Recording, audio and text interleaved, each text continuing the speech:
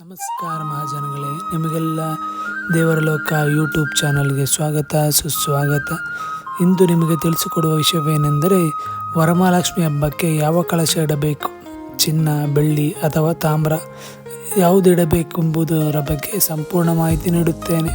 ಹಾಗೆಯೇ ಕಳಶದ ಒಳಗೆ ಯಾವ ಯಾವ ಪದಾರ್ಥಗಳನ್ನು ಹಾಕಬೇಕು ಎಂಬುದನ್ನು ತಿಳಿಸಿಕೊಡುತ್ತೇನೆ. ವರಮಹಾಲಕ್ಷ್ಮಿ ಪೂಜೆಗೆ ಪ್ರಥಮ ಆದ್ಯತೆ ಎಂದರೆ ಅದುವೇ ತಾಮ್ರ. ತಾಮ್ರವೇ ಏಕೆ ಉಪಯೋಗಿಸಬೇಕು ಎಂದರೆ ತಾಮ್ರಕ್ಕೆ ಸಾತ್ವಿಕ ಲಹರಿಯನ್ನು ಆಕರ್ಷಿಸುವ ಶಕ್ತಿ ಇದೆ. ಅದಕ್ಕಾಗಿ ಮಹಾಲಕ್ಷ್ಮಿಯೇ ಮುಖ್ಯ ಪ್ರಧಾನ ಕಳಶದಲ್ಲಿ ತಾಮ್ರವನ್ನು ಉಪಯೋಗಿಸಬೇಕು. ಅದುವೇ ಲಕ್ಷ್ಮಿಗೆ ಶ್ರೇಷ್ಠ. ವರಮಹಾಲಕ್ಷ್ಮಿ ಪೂಜೆಯನ್ನು ಗೋಧೂಳಿಯ ಸಂಜೆಯ ಸಮಯಕ್ಕೆ ಮಾಡಿದರೆ ತುಂಬ ಒಳ್ಳೆಯದು. ಬೆಳಗ್ಗೆಯಿಂದ ಉಪವಾಸವಿದ್ದು ಮಾಡಿದರೆ ಇನ್ನೂ ಶ್ರೇಷ್ಠ.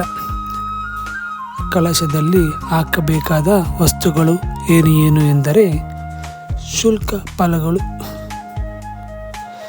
ದ್ರಾಕ್ಷಿ, ಗೋಡಂಬಿ, ಬಾದಾಮಿ, ಖರ್ಜೂರ ಹಾಗೂ ಒಂದು ಸಣ್ಣ ತುಂಡು ಕಲ್ಲು ಸಕ್ಕರೆ ಮತ್ತು ಸಣ್ಣದಾದ ನಿಂಬೆಹಣ್ಣು, ಹಾಗೆಯೇ ಒಂದು ಮುಷ್ಟಿಯ ಲಾವಂಚದ ಬೇರು. ಇದು ಮಹಾಲಕ್ಷ್ಮಿಯ ಬಿಳಿ ಕವಡೆಗಳು. ಹಾಗೆಯೇ ಅರಿಶಿನ ಕುಂಕುಮ ಹಾಕುವುದು ಮರೆಯಬೇಡಿ.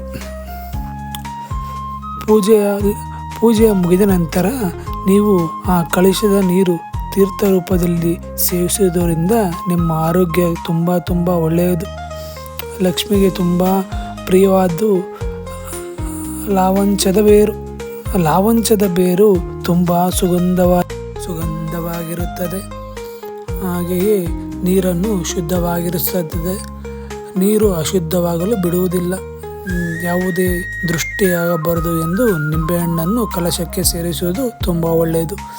ಈ ವರಮಹಾಲಕ್ಷ್ಮಿ ಹಬ್ಬವು ನಿಮಗೆ ಸಕಲ ಸೌಭಾಗ್ಯ, ಆಯುಷ್ಯ, ಆರೋಗ್ಯ, ಧನ ಸಂಪತ್ತು ಎಲ್ಲವನ್ನೂ ನೀಡಿ ನಿಮ್ಮ ಜೀವನವು ಸುಖದಾಯವಾಗಿರಲಿ.